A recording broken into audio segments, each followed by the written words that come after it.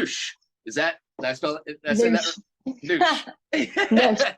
Noosh. Like, noosh, yeah. Noosh. Okay. Mhm. What is your ADHD journey? You can start wherever you want. I know it's not an easy question, but it's literally the only thing I asked. Just found out that you've got ADHD and you're like, well, should I start from birth or yeah, right. So in 1997 I was conceived. No, that's disgusting. Sorry. No, people have said that before. They're like, so how do I really start this? I'm like, you start where you want to start, and we're going to jump around. I mean, we have ADHD. Fuck, we might go on some tangent that you can't even imagine, but that's make sure you ask me questions as well, though. Oh, otherwise I will. Just go off on a tangent. Okay, good. I will. So I interject here and there. Trust me. Good. Wow. What a question. My ADHD journey. So I suppose it should really start with the way I realized all of these things, and sort of started to realize that I wasn't the same as a lot of my friends, as a lot of my family. And I think for even most people, that starts with shame, I think. It's very common amongst the community that we start looking into things because we feel ashamed of ourselves. And that's exactly what happened with me and my journey. I started noticing that I was just pissing everybody off all the time. Like, I didn't feel like I was giving much value to anybody's lives, and I was just constantly, every phone call I'd make, at the end of the phone call I'd be questioning myself, and I'd be like, oh, did I say something, or did they not like what I just said, and why haven't they texted me back immediately, and all of those things that run through your head as an ADHDer. Right. And then it kind of, so the thoughts were there, and I suppose that was when I was sort of really young at school, sort of secondary school. So in England we have primary school, secondary school.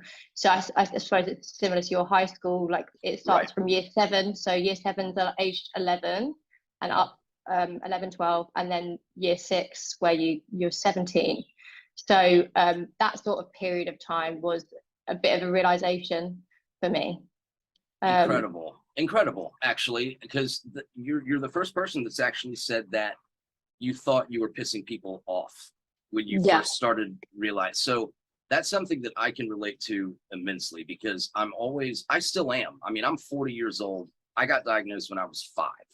And it was because I had both parents, that really recognized that there was something not right and got me to that doctor and got me on, so I had this, parents are legends. Yes, that is my privilege. That is my advantage in this, is that I have had 35 years to figure out why the fuck, and even now still, like, I worry that I piss people off. I worry that, did I say something wrong or whatnot, until I developed something that worked for me and was able to say, I actually don't really fucking care anymore. Because that resonates a lot. Yeah, because all of a sudden the most attractive quality in the world is not caring about what the outside world thinks, and then all of a sudden they are drawn to. I have had a very large group of friends for a very long time, because I literally said in high school to myself, I'm just going to be this person. Like, there is take it or leave it type of thing. Yeah. But it's hard. It is hard to do that when you're constantly going through, did I do this right? Did I not? So I resonate so much with that, is the pissing people off thing. No one's brought that up out of the gate. So thank you. No, definitely. You're welcome. I don't feel so alone now. About that. Don't worry about it. We got it. Conspiracy theory for you. Absolutely. So, are neurotypicals just a product of society, and ADHDers and neurodivergence the original human beings that haven't adhered to a society I think between so. heritage. I think so. So are we just the elite human beings? Yes, or... yes, that is what I promote, is because it's like, how else are you going to fucking survive with no technology? You got to think of it. You got to think of what. Look at all of the most successful people in the world. Oh my God. There are statistics that say they are ADHD and they are the ones that are running what is the best thing for the world. So, right. Because we really fucking care as well, and we're so passionate. Like, we cannot stop. You have literally taken like a paragraph out of what I always say, which is, look at the world's most elite people. Look at the world's most successful. It's because what? They were different. They went against what everyone else did. They took risks. They did. You can't be successful unless you do those things. The different route, and the different route isn't available to anybody else who's a neurotypical, because we have so many different routes all at one time, and a neurotypical will only have 1 to 5, and we have 2 million 24/7. Exactly. So, yeah. One thing doesn't work, we go, cool, let's go with the next one. Right. That doesn't work. Cool, let's go with the next one. If we're passionate enough, we will exhaust all of those roads until we get the right road. But neurotypicals are very, and I'm not saying neurotypicals are bad people. Most of my friends and family are neurotypicals. Same but yeah, all I'm saying is that the reason why those statistics are so high is because of all of those different paths that we go down, and the determination that we go on once we've got a passion. My mom told me that she watches, listens to all my podcasts. She gives me feedback, and she goes, the one thing that you have not mentioned is resiliency. And I'm like, well, my whole thing is based on resiliency. And she said, well, it's because ADHD kids are placed from birth into an environment not of their choosing, and they repeatedly fail. So resilience becomes ingrained in us we have to get up, because we are forced to do things that we don't care about, that we're not interested in, and we have to figure it the fuck out. And that's what neurotypicals don't do. And no, they're not bad people. They're just boring as shit. Like,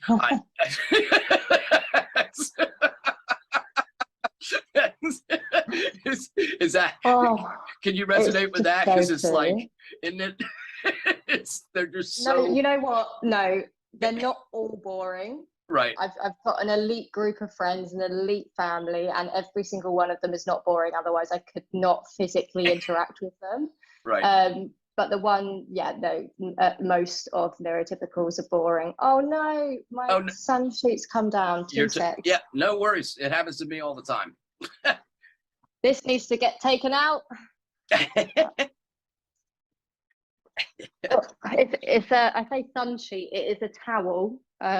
Okay, so I gotta be honest. I gotta show you. So I literally have just curtains surrounding me. So if the wind picks up, I mean, this whole shit is gonna fall down. So like, oh man, honestly, it was hitting it down with rain earlier, and I'm in a glass house, and I was like, this better fucking stop, because I felt like I've literally come all the way here today just for this, and if it's gonna be the whole time, you're just gonna be hearing me like, hello, and you're just here like, shh. Right, it's unbelievable. So, what would you say that during school, when were you diagnosed, or? I was diagnosed last year in October. Last year. Do you mind me asking how old you? So 23. So I'm 25 now. 25. Okay. So 24. I was when I got diagnosed. Gosh. So basically. So going back to from the where I sort of started with the school stuff, I knew I was different, but back in school, even mental health wasn't a thing. It would be really rare to find a teacher that would openly sit down and talk to you about trauma or anything like that. And I went through a process at school where I was just the really naughty kid. I was on the cusp of being expelled 24/7. Yep. I was constantly in a room by myself because they wouldn't let me integrate with anybody else because I was a distraction for everybody else. And my mum's favourite line from my teachers about me is my Italian teacher, Miss Pompeo, on parents' evening, sat down, and my mum sat down with me and my dad sat down on my left, And he sat there and he went, Annie, Annie, Annie, what are we going to do with Annie? And I was like, ah, fuck. And then my mum was like, what does he mean by that? Because I was good at school. I'm a very intelligent person. But if I didn't like the person teaching me, or if I didn't enjoy the subject, or I didn't like their morals, I was a very, very strong moraled child. So if somebody didn't respect me, they weren't getting my respect. 100%. Yeah, 100%. So that is that, and I've always been that way. Yeah. And you know what? Like leaving school, I thought, oh, well, that was silly because teachers are teachers, right? And like you can't get respect from them. Right. As I've grown up, I've stuck by that same moral. Like I go back in my head now and I go, actually, no, I was younger and I was a child and I might not have had all of the tools that I needed that the teachers had.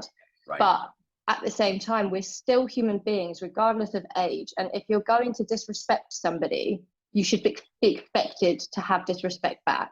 And honestly, it's a lesson that all teachers need to learn. You will get so much more out of your kids if you just respect them from day one. And if you do that, trust me, we'd have a lot more intelligent kids in the world. Absolutely. We really would. So my mom, when I was bullied by bigger kids, you know, and all that, she sent me to karate. She's like, no, you kick the shit out of them back. Like, learn how to do it. I never had to use it, but the confidence she instilled in me to say, like, I can fight the bully. Yeah. That's huge. Yeah, 100%. That's exactly a very similar story for me as well with my dad. My dad's known as a bit of a bruiser, like he's a big teddy bear, but he grew up in East London and like he was sort of involved with all of the bad things that went on when they were younger. But nowadays he's like a reformed criminal. Reformed criminal. That's a great way to say that. I wouldn't say criminal because I'm pretty sure he never got caught, but the vibe is now is that he's like ex-London geezer living in a small village, still thinks he's a London geezer, but everybody's a bit like, who the fuck does this guy think he is? And I've taken a lot of that from my dad. I've taken a lot of the confidence and stuff like that. But like I used to get bullied as well. There was sort of two reasons, I suppose. Number one, everybody thought I was just weird. They were like, oh, that's Annie's the weirdo. Like, and obviously, like I said before, my schoolmates used to call me Annie.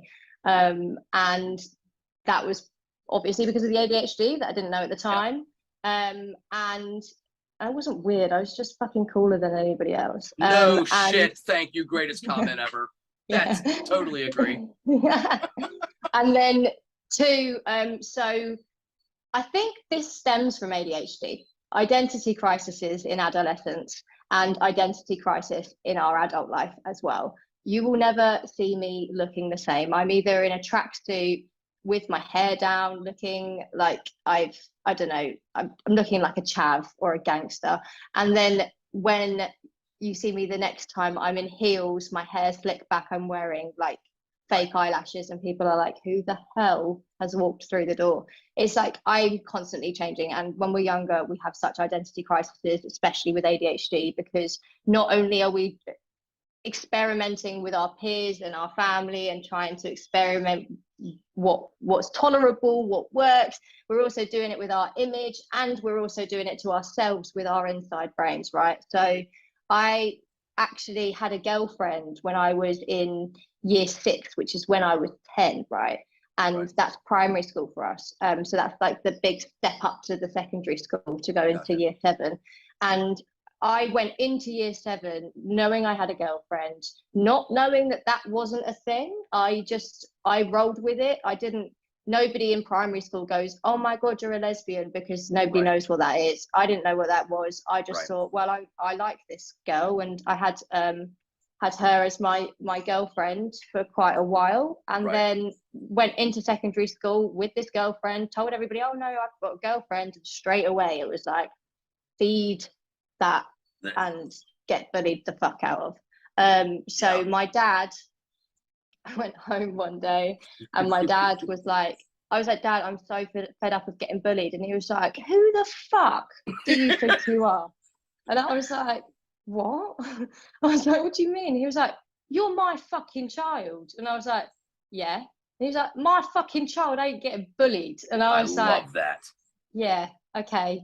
Don't know how to stop that because it's like the whole school against me. So Right. what? And then he filled up her sock of stones and he tied up the sock and he put it in my school bag and he said, take that tomorrow. If somebody fucking gives it to you, whack him around the head with that. And I went, won't be doing that. Could probably go to jail, but I will punch them.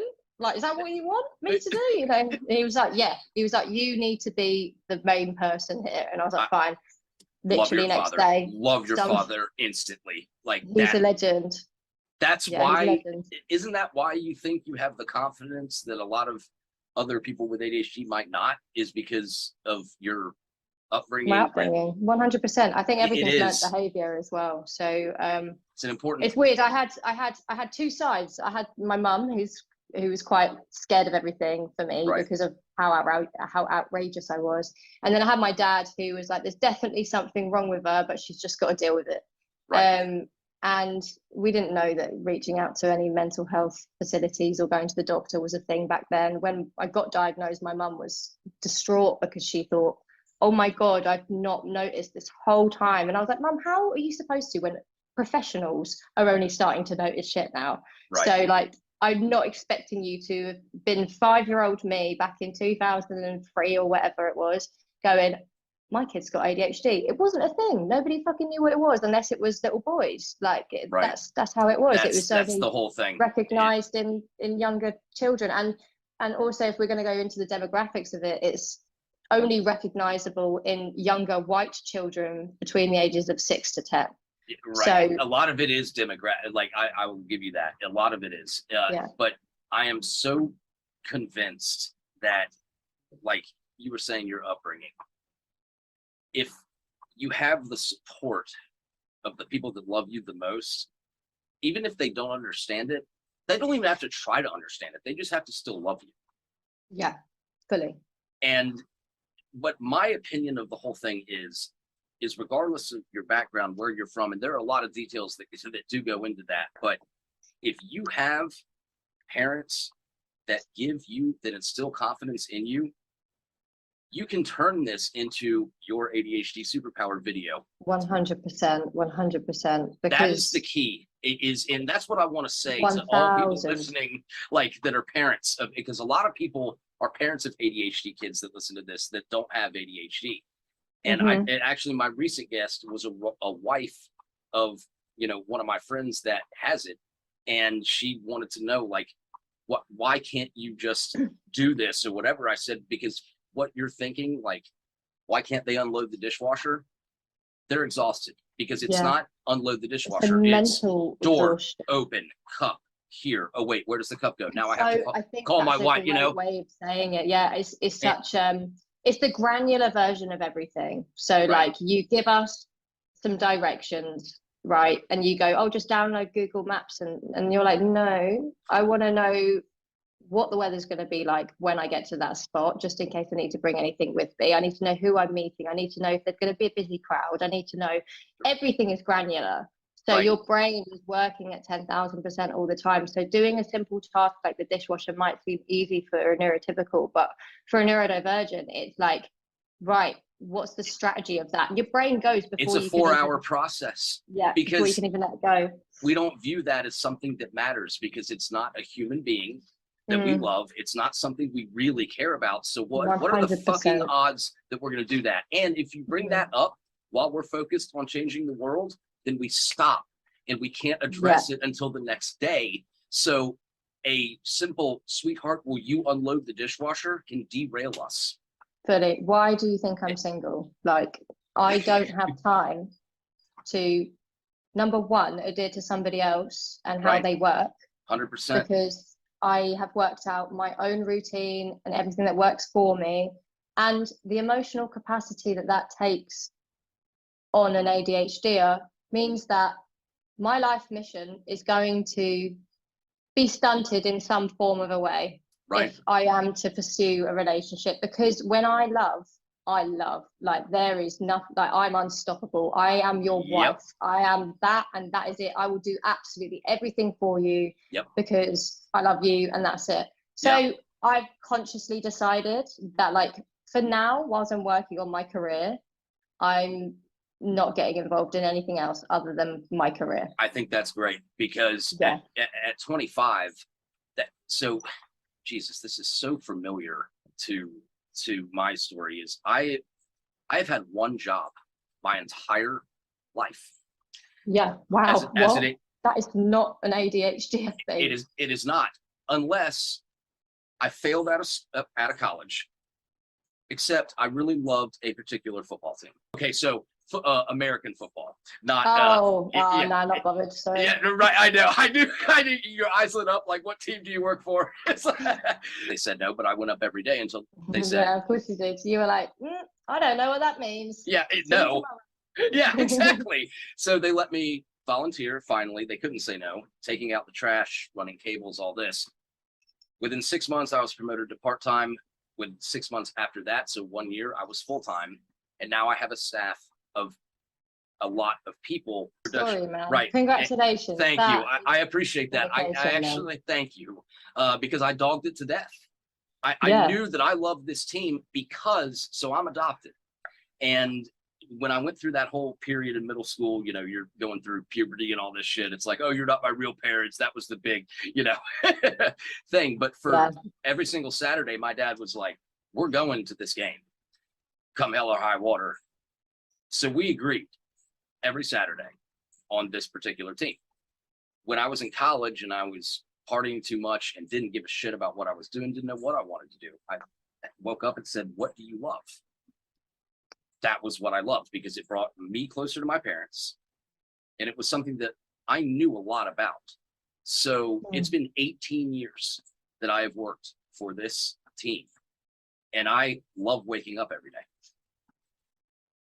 That is just like the goal. And this is what I always promote on TikTok as well, whenever I do my videos about jobs, is like, you're suffering right now for no reason. Like, you're blaming society right now, and the blame needs to be taken off and addressed, and you need to look at yourself for a second. Yes, we have ADHD, and yes, it's hard, but if you're in a job that you don't enjoy, you have consciously made the decision to work against your brain. So find something that you enjoy doing, not to the point where you want to exhaust it to the point where you don't enjoy it anymore, but something that you can continuously be passionate about. Like, find that pocket and put it on a spider diagram, and put around the spider diagram absolutely every single job that you could do that relates to that subject, and then off of that do little mini spider diagrams on the jobs of the positives and the negatives, and the one that has the most positives is the one that you go for. I am mesmerized by you, by the way, because when you said put that in a spider web, so how I was able to keep this job and not burn out, from it, is the day that they let me volunteer. The first day, I remember it distinctly.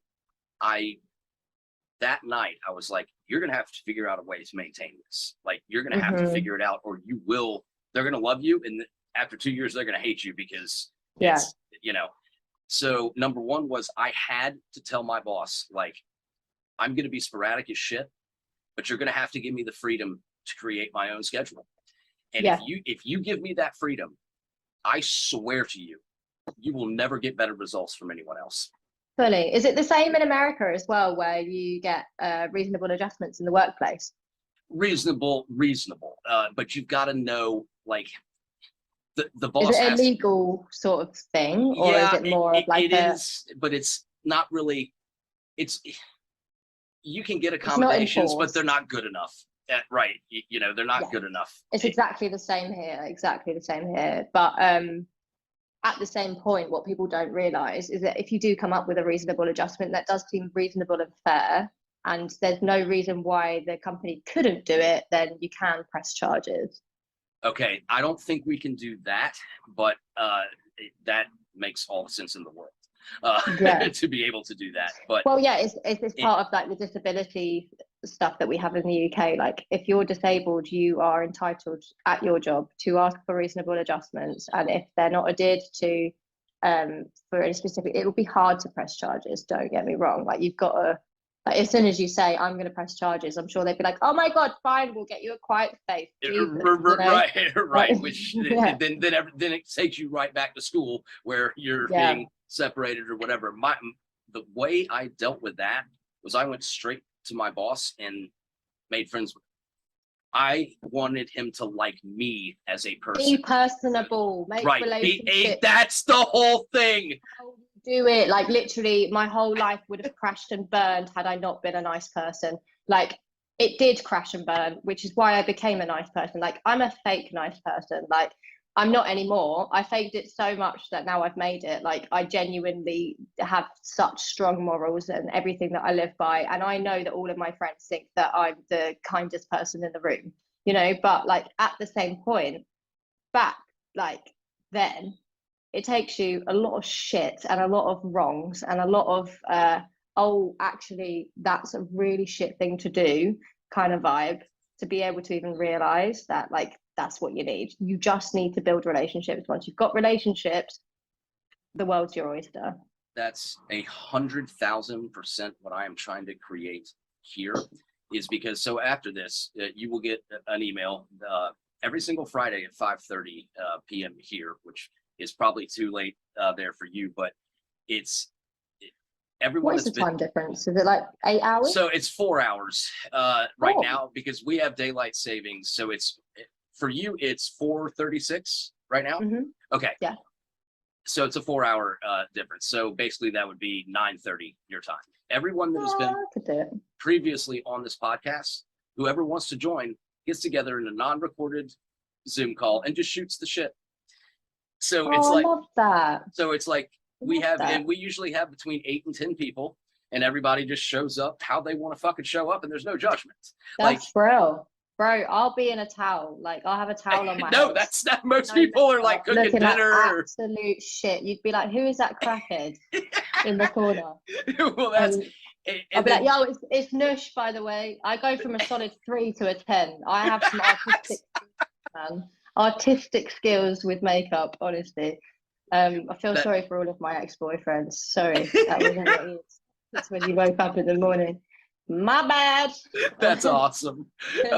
But no, so we do that now. Every once in a while, we will do, like, someone will say, I really want to talk about this, and if it's a good enough topic, then we do a group episode together, and everyone gets together. Nice. For it. So don't even get me with ideas, mate. No, that's, I noticed it the second that video, I saw that video, I was like, I must speak with her.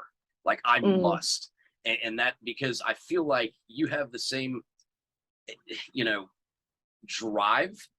To conquer the world. I can't even believe it myself. Like, right. I'm working my ass off until probably midnight every single day. Yep. And I don't do it because I want to do something in particular. I do it because I have a vision in mind, paired with the fact that I enjoy it. So it's not just one thing. Like, my version of chilling is sending emails to people about ADHD. It's an obsession. I cannot stop. I love that. So my worst quality is my emails. So one of the previous people that were, I hate the word guest, because then it's not personal. It's like, you're not a fucking guest. You're like an ADHD friend. I don't like that.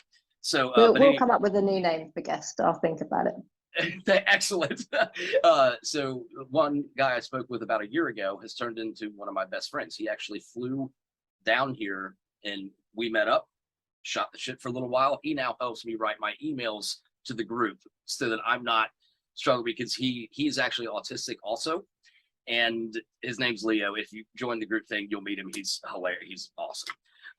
But I recognize my weaknesses. I'm very good at recognizing what I suck at. I don't address what I suck at.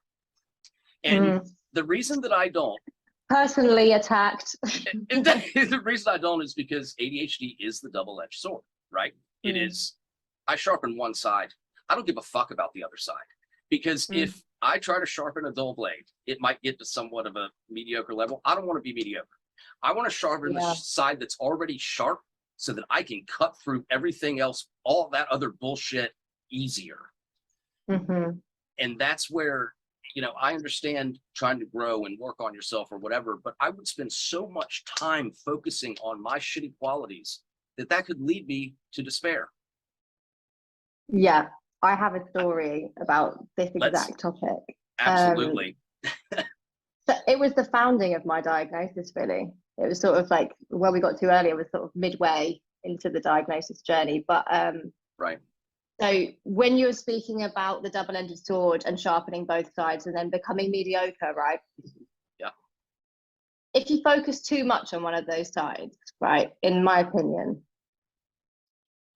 you've got two life paths, and each end of the sword is a life path. So you've got one end of the sword where you think about all of the things you're not good at, and then the other end is this amazing quality that you're working on and building on. And if you choose either one of those, you're going to go down one of those paths. We don't have a middle path.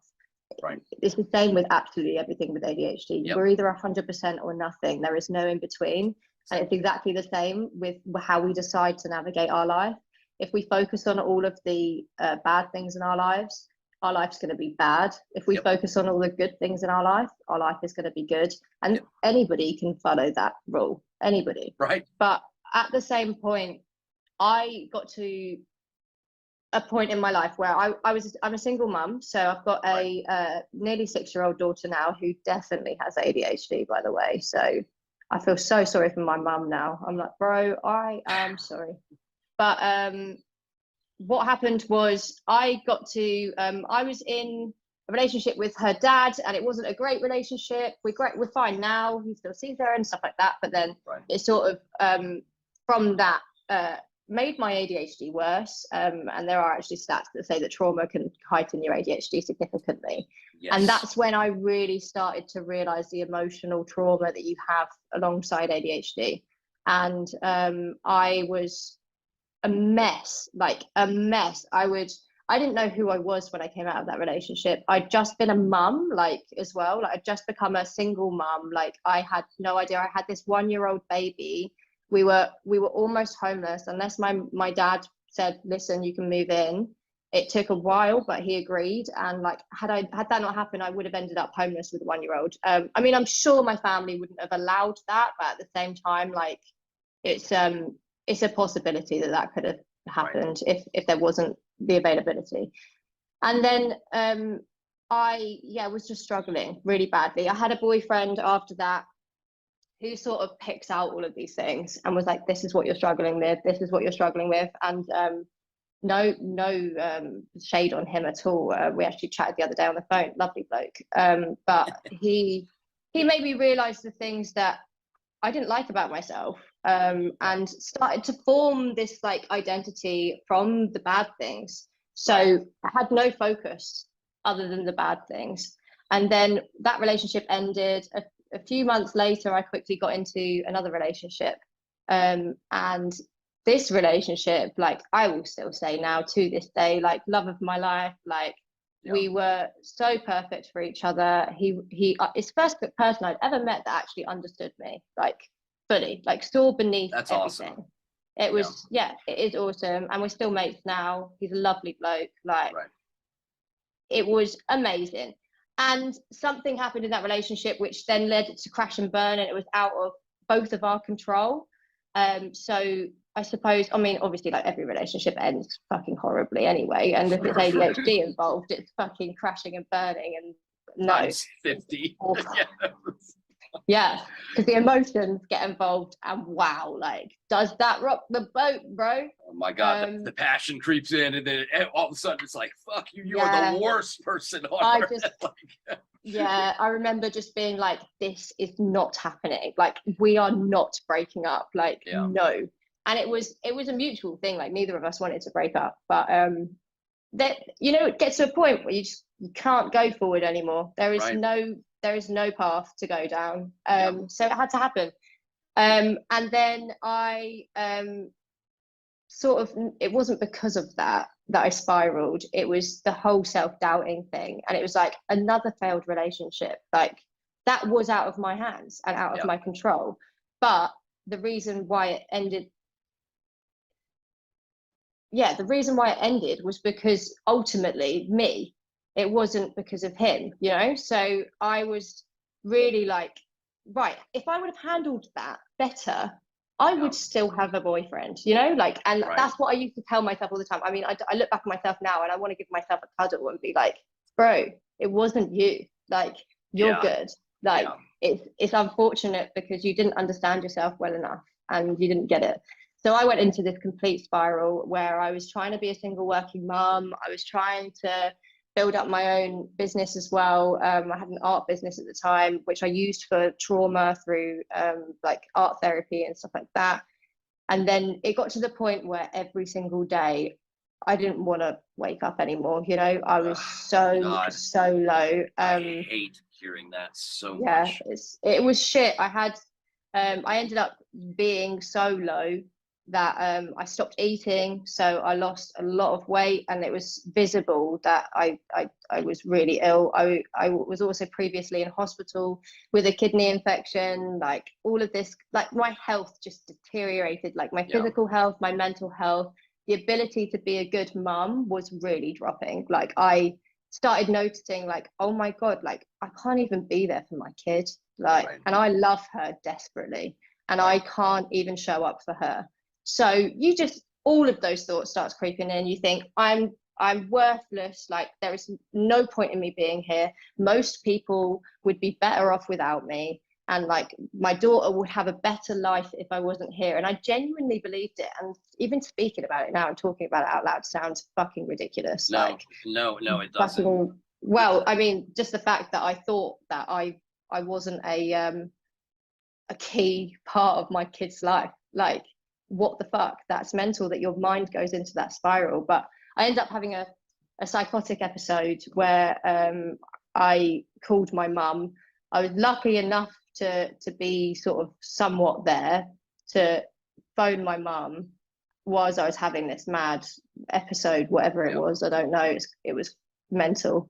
And I was like, Mum, you need to come and get my kid now. Like, come get her now. And when I say now, I mean immediately get out of bed. It was like 3 a.m., I think. Like, I was going mental. She wouldn't leave me in the house. She was like, no, you're coming as well. Like, you're going to come stay with me for a week. Yeah. And had my mum not come that day, I honestly don't know what would have happened. And it was a life-saving moment. Like, and I've never really spoken about it openly. I recently just had a news article done about me, and it was the first time that I was like, you know what, no, I want to speak about it because the vulnerability of this is so important. Because it's dangerous. It's dangerous. It's dangerous. Like, people don't realize. So the depth of it. When people say, oh, but everybody has ADHD, all those things, and you're like, oh God, just those people need to shut the fuck up. Because fully. So the reason we need to just educate them. Like, we need to be like, sorry that you think that way. Like, sorry, because you've been done dirty, mate. Like, you've been done dirty that you think that way. Exactly. And this is the way you should think, and this is why. And I think sharing my journey and my story is really important. Because everybody's like, oh, it's just Nush, she's got ADHD, she's a bit mental, but like it's taken me. It's so much deeper than that. Yeah, it honestly took me a decision. And going back to that sword, the double-ended sword thing, I was in the darkest place I have ever known, and I didn't know it even existed. It was numb. It was number one, sertraline, an antidepressant, which, by the way, if you have ADHD, please double check out all the symptoms and monitor yourself when you're on it, because I didn't realize that was the tip of the iceberg for me. Gotcha. And then I ended up going, right, I woke up one morning when I was at my mum's, staying there because I wasn't going back home. She wouldn't let me out of her sight. And I went, right, like, something needs to change. Like, I either go or I stay, but change this fucking life path that I'm on. Because if I don't, I'm going to end up ruining my kid's life and also ruining mine. So one morning I woke up and I went, that's it. I'm fucking done with being sad. that is it. I'm going to pretend to be happy every single day from now on. And until I feel that happiness, will I look back and I will go, you've done it. And literally, I had that moment where I looked back last year and I filmed it and I put it on TikTok and I was crying and I was like, this is the moment I was speaking about. And it's what, like nearly 3 years later, maybe, or 2.5 years later. And it takes that long. It does take long. But once you do it and you get to that point, it's honestly like euphoria. Like it is. It's like angels have come down and held your hand and been like, you're meant to be here, you know? It like, is. That's exactly how it feels. Yeah. God, I love, so you've experienced that feeling of, Yeah. I did all this fucking work on myself and finally I can. Yeah. Okay. Oh, don't get me wrong. There are certain days where. Oh yeah, yeah. No. Everyone's gonna. Yeah. I mean, we don't know what tomorrow's gonna bring. Let's be honest. Yeah. In general, like my colleagues, my friends, all of them, they know me and they described me as the most positive person you'll ever meet. And so do my friends. Yeah, that's a turnover, like, for me, because I used to be the opposite. I used to be like, let's not meet up with Nush because she's probably got some drama. Like, she's probably got something she's going to cry about or something she's going to get angry about. And now they're like, Nush only gets angry if she needs to protect somebody, number one. And Nush only, like, gets to the point where she's upset if it's genuinely hurting her. Like, otherwise, yeah, she's on the positive life path, and that's it. Every single thing you said is literally this podcast. Like that is what this is. I will say that when you were talking about when you were waking up that you didn't want to be here, anymore. So the reason that this actually started was because my wife's best friend ended her own life 3 years ago, and she had ADHD, and all these professionals didn't understand. No. And how to address it or whatnot. I'm so upset with the health system because 2 of my friends took their own lives last year, and that was only last year. Right. You know, so it's so that's why it's all mental health related as well. It's fucking ridiculous. It is, and we're not doing something. So that's why I'm not a doctor, but I can damn sure motivate somebody, and I can damn sure make them feel like they're not alone. And that's what TikTok does for a lot of people is, they say, oh, it's just an app or what. No, it isn't. Like, whether you have 1 follower or 10 billion, like, you're putting something out there that might help someone 100%. And that was my one goal for this, because when my friend passed away in October last year, I was on TikTok, but I wasn't pushing it. I wasn't relentlessly doing it.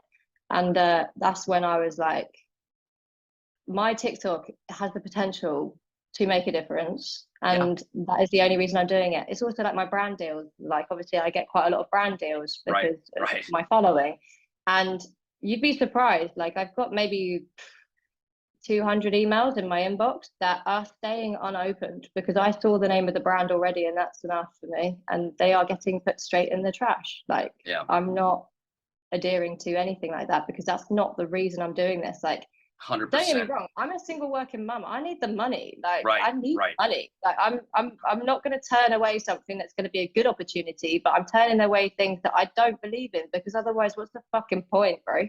And it's okay. It's okay. It is for ADHD people to earn a good living. It is okay. Like, it's okay to charge money for a service like that. Yeah. People need to understand that is okay. Like, get rid of the imposter syndrome as well. Right, like, exactly. Like, it's okay. You got to do your shit. You got to take care of shit. I don't 100%. See the issue with that. Okay, so I know you've got like 6 minutes because I know you're on a pretty tight schedule here. We're good. So I do want to ask you one last thing. And it's difficult for people to answer, but I don't think you're going to have a problem with this. What are you most proud of? And here's the thing with this. It cannot be your kids. You cannot be. It has to be to do with you. Exactly. What am I most proud of?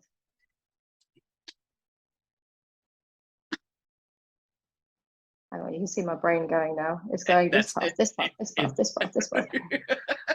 Like, fucking shut up and tell me the answer.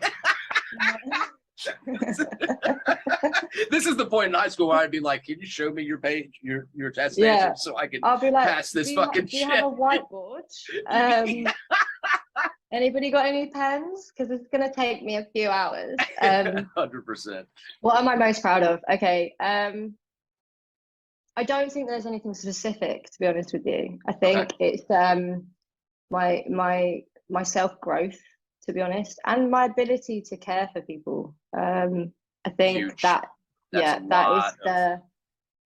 the main thing for me is like I look at people who are in a really dark place, and I, number one, stay well away from it because of my own trauma and PTSD. But when I say well away from it, I mean I'm still there, but I'm giving solutions, and I'm not adhering or enabling to the sadness. I think that's one thing that a lot of people need to learn with sad people around, like, don't sit there and be sad with them. Don't do it, like, because if you do the sympathy thing, you're enabling them and saying this whole, it's okay to cry, like 1000%, bro. I'm a crying advocate. Oh, I am too. I am too. Anything happens, I'm like, give me a minute, let me go into my bedroom, and I'm like, I'll be crying. I love to cry. I love to cry. Yeah, it's brilliant, man. Everybody should. However, I think when people are reaching out for help, when people go, I want to speak about this, you go, cool, the floor is yours. Let them fucking chat. Let them dwell on their emotions. Say nothing until they're finished. And then your only answer at the end of that should be, okay, how can I help? And that is it. That is it. And I love you. Yeah, literally. Yeah, obviously, make sure you give them the gratitude. Right, make sure they get. Yeah, but I fucking hate you, but how can I help? No. Exactly. It needs to be, I hear you, I'm here for you. However, how can I help? Because that is the only thing that's going to help anybody, is knowing that they have somebody willing, who they love, to help them on this. And if they don't have that security of knowing that they've got the support, like 9 out of 10 times, they're not going to get through that by themselves. Exactly. I knew that I had met my match with when I would talk to you, because it is literally what everything you are saying is what I am trying to push so much. Yeah. It sucks. Yes, it's really difficult a lot of the times. And yes, we're going to go crazy and bounce off the walls, and we're going to have emotional dysregulation, and we're going to have all these things. But at the end of the fucking day, you want us on your side more than any other human being ever. 1000%. Because once I don't give up either. Like the only time I would ever give up is if it was to start breaking down my own boundaries. Because we need to make sure that we're looking after ourselves as ADHD, because it's a slippery slope that we can go down if we do break our boundaries down. It's the despair thing. You slip from being depressed into despair, it's really hard to get back. Yeah, really hard to get back. I've done a whole analogy on the ADHD brain and emotions, and it's all about, I've pictured it as like a lift, and you've got like lots of different levels that you go to. And when you get to the bottom of the level, the lift breaks, right? So you've now got to go up the stairs. You can't use the lift. Yeah. And if you're overweight, trying to get up some stairs to the top of the stairs, you're not going to do it. And that overweight doesn't mean bodily overweight. I mean your baggage. No. Yeah. And everything you're carrying. It's the bricks. You don't need to carry them. Drop them. Run up the stairs. That is literally all I would say. And also, I'm just fucking proud of myself, if I'm honest, because that pumps me up so much. Sorry, like that shit right there. I'm sorry, like that. That reaction was fucking carnage. I love it. Because I love when people say that. That is like, oh my God. No, because it's so hard for us to say it. No, it is. And also it's like, really, if I look back at myself, like every single thing I've ever done, there has been like the tallest walls in front of me, and like a lot for a long time, I would just walk away from the wall and be like, fuck that. Whereas now, any wall that gets put in front of me, best believe I'm breaking it down with my head, like just with my head. No, we don't need a tool. We don't need a sledgehammer. Yeah. Nut it, done. So yeah, that is me, Nush, over and out. Have a lovely Friday.